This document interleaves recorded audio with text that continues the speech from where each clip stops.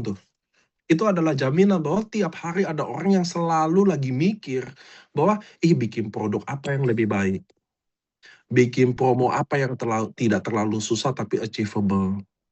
Itu selalu itu jaminan saya. Jadi teman-teman, saya nggak tahu ya, tapi selama kami bertiga masih hidup, itu kalian punya jaminan bahwa ada orang yang minimum selalu mikirin tuh. Itu satu ya teman-teman ya. Nomor dua, saya mau kasih tahu. Sebenarnya yang sebenarnya kalian lihat adalah, kalau boleh, yang kalian lihat adalah bukan AFC-nya. Kalau boleh. Padahal ini lucu ya, saya manajemen AFC, tapi ngomongnya kayak gini. Yang kalian harus ngerti adalah value dari bisnis ini ke kalian sendiri gimana. Kalian boleh lihat di bawah. Jangan kalian mau selalu patokannya lihat di atas. Oke, apa sih yang AFC kasih? Apa sih yang ini? Apa sih produknya? Coba kalau boleh lihat yang ke bawah juga. Siapa sih tim yang hari ini bersandar sama kalian? Nah, itu aja jawab dulu. Siapa sih hari ini tim-tim kalian yang lagi bersandar sama kalian? Nah, itu aja coba teman-teman. Lalu kira-kira apa yang kalian udah bikin tuh yang ke bawah? Ngerti ya teman-teman ya? Kalau kita AFC, bukan saya bilang jangan tanya-tanya, kita akan tetap maparkan apa yang kita akan bikin. Tapi saya juga mau bilang, teman-teman, coba kalian lihat ke bawah kalian. Kenapa kalian harus bertahan? Oke, lihat di keluarga kalian. Lalu lihat tim-tim kalian yang hari ini udah, maksudnya ngerti ya, Allah udah kasih jodohin sama tim-tim itu. Ayo, kalian sekarang, teman-teman, kalau saya balik pertanyaannya, kira-kira teman-teman, kalau hari ini downline kalian, kira-kira dia terima kasih nggak sih join sama kalian? Kira-kira dia mau nggak sih contoh kalian? Nah, nggak usah ribet-ribet lah, contoh Nico lah, atau contoh Mike. Kira-kira downline kita ini, kita sendiri mau nggak kalau downline kita ini mencontoh kita? Waduh, kalau enggak kan, ngerti ya teman-teman ya? Karena saya yakin AFC ini pasti panjang teman-teman. Kenapa? Ya teman-teman tahu sendiri, kita ini tahun ke-8, jalan ke-9.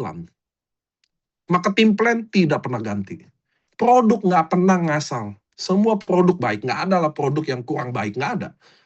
Contoh kalau Hikari dibanding Suba Utsu, anggap salesnya tidak sebagus Suba Utsu. Jelas.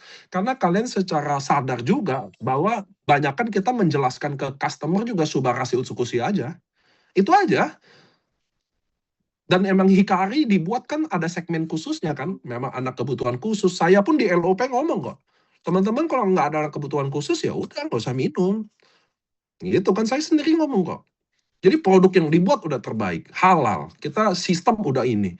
Teman-teman, kami nggak pernah zolim sama member. Nggak ada. Trip 15 November Anuareng tutup, kami percepat jadi 9 Oktober. Biar orang banyak nggak achieve rank. Kan nggak ada di AFC kayak begitu.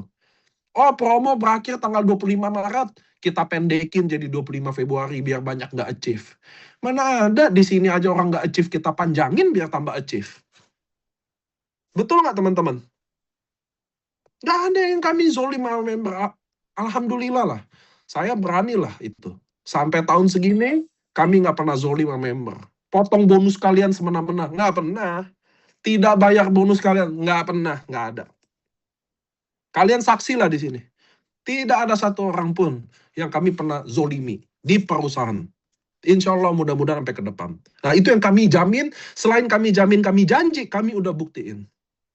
Tapi yang teman-teman yang paling harus tahu jawaban sesungguhnya adalah, apakah downline kalian, kira-kira kalian mau nggak kalau downline kalian ini maunya jadi kayak kalian? Kalau kalian rajin, rajinnya kayak kalian. Atau kalian males, malesnya kayak kalian. Mau atau enggak? Ya itu ya dulu jawab teman-teman. Nah, itu yang saya takut teman-teman di bisnis apa? Karena bisnis ini agak jahat. Apa jahatnya bisnis ini? Ada. Saya nggak jujur aja.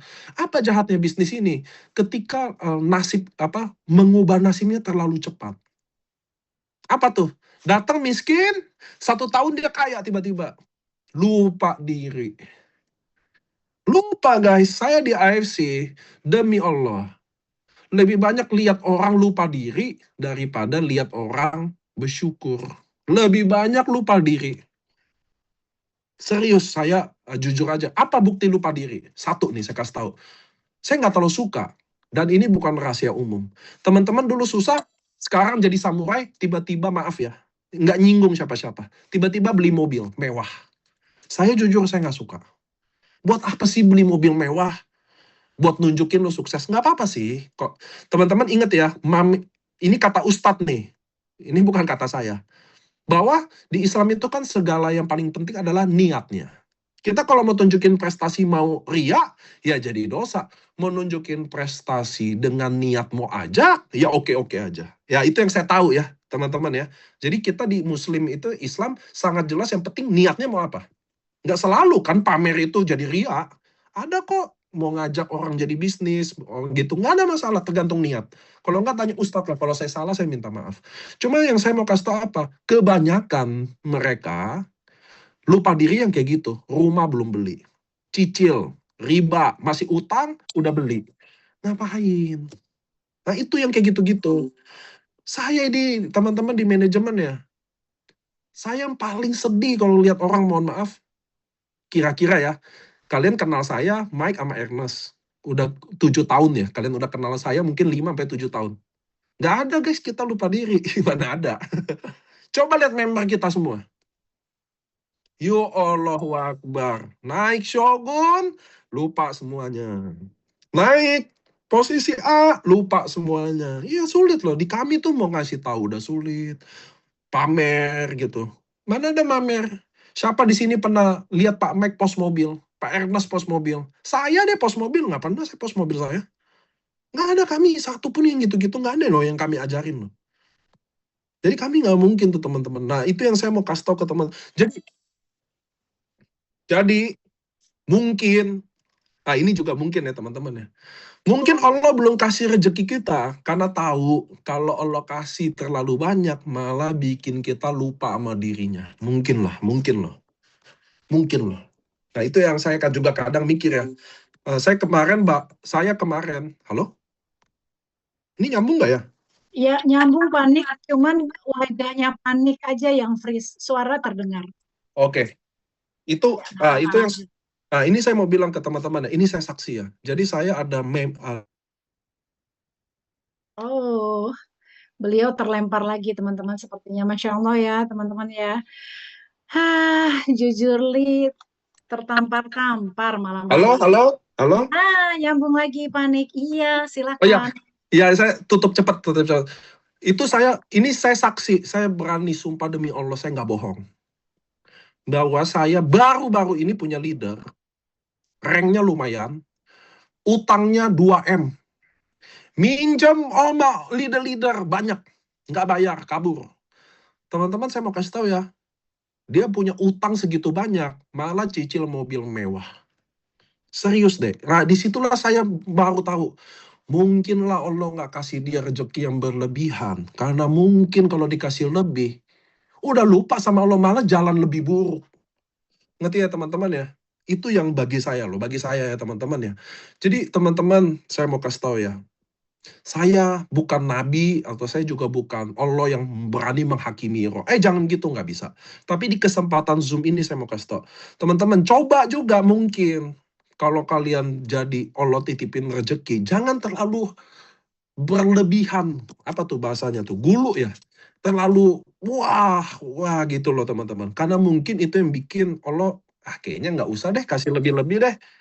Mungkin ya teman-teman. Karena ini saya saksi nih. Saya baru seminggu ini ngurusin dia utang sama orang. Banyak banget utangnya teman-teman. Aduh ya Allah. Gitu loh teman-teman. Maaf ya saya kepanjangan ya teman. Lihat jam, waduh jam 9 nih. Aman-aman Ya, ya, sama panik. satu lagi Mbak. Please Ya. jangan riba. Please jangan riba. Itu juga saya alhamdulillah, saya nggak pernah riba. Saya nggak suka, saya nggak pernah cicil apapun. Mau mobil, saya nggak pernah cicil. Bukan karena saya, oh lu kan mampu. Bukan teman-teman. Saya dari awal memang udah tahu riba itu sangat berdosa. Jadi kalau boleh teman-teman, kalau boleh yang hari ini, bener-bener jauhin riba. Riba adalah penghalang rezeki kita deh. Gak usah ngomong dosanya. Itu adalah yang halangin semua rezeki-rezeki kita. Sama satu lagi, di sini rata-rata wanita sih. Cuma kalau kalian laki-laki, kalian wajib menjaga burung tetap di kandangnya aja. Nggak boleh masuk kandang lain. Karena kejatuhan di leader MLM itu cuma dua tuh teman-teman kayak gitu. Satu, utang. Jadi dia income belum seberapa, udah utang sana-sini buat gaya hidup. Akhirnya hancur. Ya riba. Nomor dua adalah burung yang suka masuk kandang orang lain, bukan masuk ke kandang yang seharusnya. Itu juga sangat menjauhi hal-hal yang rezeki-rezekian. Gitu ya teman-teman ya. Kalau riba apa aja, ustadz-ustadz lebih hebat lah. Tapi intinya yang berbunga dah. Kalau boleh nggak boleh ada. Kalau boleh teman-teman, kalau boleh. Kalau udah terlanjur, tanya sama ustadz deh gimana. Saya ada tuh di YouTube banyak kok. Ustadz Khalid, apa banyak kok. Kalau udah terlanjur gimana. Tapi saya mau kasih tahu teman-teman, saya adalah saksi. Karena saya kan orang yang melihat orang transformasi. Dari miskin ke kaya. Di AFC ini banyak teman-teman. Apa yang bikin jatuh? Ya ribanya itu. Makanya saya bilang teman-teman, jauhin sekali riba. Semampunya aja hidup. Aman. Gitu Mbak Mona. Masya Allah, tabarakallah ya, 2 jam ini daging semua benar-benar daging. Inginnya sih Pak seharian nih ngobrol sama Pak Niko, tapi kami paham betul begitu banyak yang Bapak harus lakukan. Ya betul. Teman-teman, iya udah lah burung udah berhenti lah, ini banyak banget tentang burung-burung, udah stop. Baik, oh oke, iya satu Pak Nik izin ada